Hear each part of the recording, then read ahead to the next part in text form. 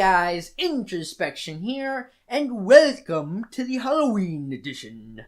As you can see, I really do like Halloween, but unfortunately certain people do have a tendency to mess things up. Now, I'm not necessarily talking about the people who are discourteous, though you really should be courteous. I am talking about the people who have a tendency to do things and not actually realize the problems that can come out of it.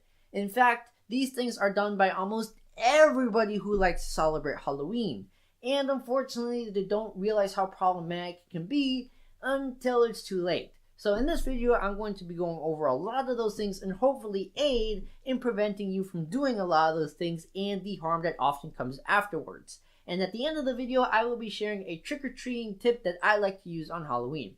Now, the first thing we're going to be talking about is a classic, the jack-o'-lanterns. Now, these things look awesome, they make great decoration, and some of the designs that people come out with are amazing. But here's the thing. It's a dead vegetable carcass with a candle in it, usually on the floor or some sort of wobbly table.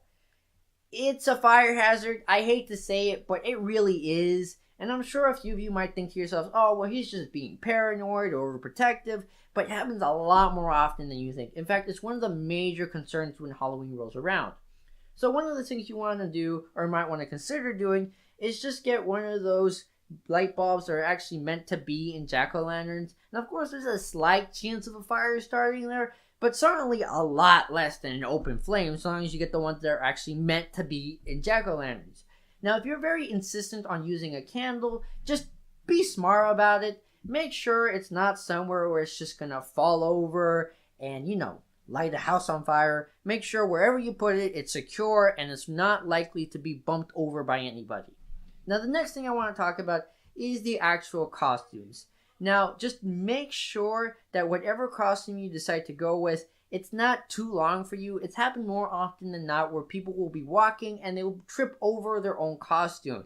And yeah, sometimes that usually ends up in scrapes of the knee or elbow, but a lot of times what will end up happening is people will end up tripping over it onto the street while a car is coming. And I would really like to prevent that as much as possible.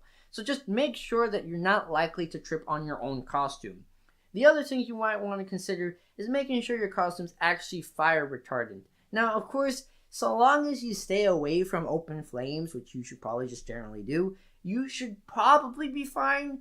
But given how many people like to do jack-o'-lanterns, as previously mentioned, and other fire-related things, it's probably not a terrible idea to opt out for just a fire retardant costume. The other thing is, make sure your costume doesn't, blind you. Now, of course, not necessarily completely blind you, but oftentimes what happens is they'll just somehow impair your vision. And again, it can cause a lot of accidents, so just make sure you can see clearly out of whatever costume you're using. Now, the other thing you might want to consider, especially for children, is make sure the costume that you choose is maybe colorful. Now, no, I don't mean like duct tape it with colorful tape, but unless, of course, you're going for like, duct tape man or, something.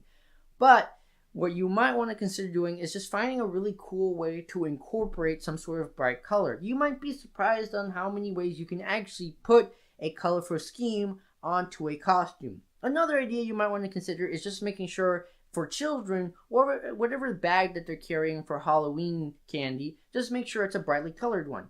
Now, the other thing you might want to consider is using one of those glow-in-the-dark wristbands. Those are also really good, but they do have a tendency to break open. Now, my research has shown me that most of the time, it won't really do too much harm. For the most part, it's an irritant, not really too toxic, but you probably just want to have poison control on hand just in case. So make sure that whatever poison control you have in your area, that you have the number in your pocket, just in case.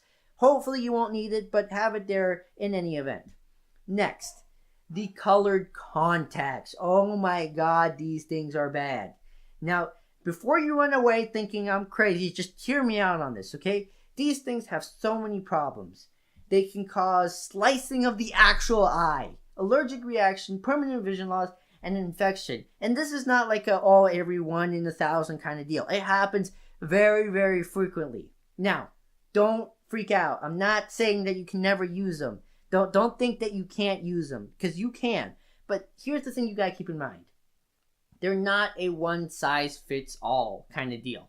Everybody's eyes are different. They don't really make one that will fit everybody's eye because everybody's eyes are uniquely different, and that's why you need a prescription for these kinds of lenses. So if you want to wear one, it's not too much of a big deal. Just make sure you actually just go to the doctor and they will give you a prescription for a decorative contact lens that is a lot less likely to, slice your eye open, blind you for life. Stuff like that you generally want to prevent, and your eye doctor will get you the right one so that you don't end up with that kind of problem. Trust me, it's a lot more effort to try to fix your eye and frankly just permanently damage your eye when you get the over-the-counter ones, as opposed to just going to the doctor, getting a prescription, and getting the right fitting contact lens for yourself. Next thing is always bring a first aid kit. Now I know I sound crazy or overprotective, but you're gonna tell me that on a night where thousands of kids are running around aimlessly going from house to house in somewhat hard to use costumes or hard to move around in costumes that nobody's gonna fall over and need a band-aid? Come on, it's probably gonna happen at some point. Just having a basic first aid kit's not a terrible idea. They're not too expensive, and chances are somebody's gonna hurt themselves. At least that way you will have what you need to make sure that they will be patched up and ready to go again. Now, the last thing I'm going to talk about is the actual Halloween trick-or-treating tip. What I used to do is that when I went trick-or-treating, I wouldn't carry a regular bag.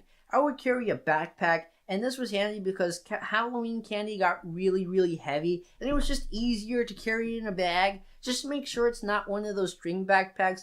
I have met some people who prefer those, but for the most part, what they tend to do is just dig into your shoulders. So a regular school backpack should do it, and that's just an easier way to carry around your candy, in my personal opinion. Well, guys, that is it for this video. If you have your own trick-or-treating tips or safety tips, or just want to tell me how great of a job I did, certainly don't mind that, go ahead and leave it down in the comment section below. Otherwise, if you haven't yet, make sure to hit that subscribe button and that bell button so you can catch my video in the next 2 weeks. Until then, hear nothing and listen to all. Bye, guys.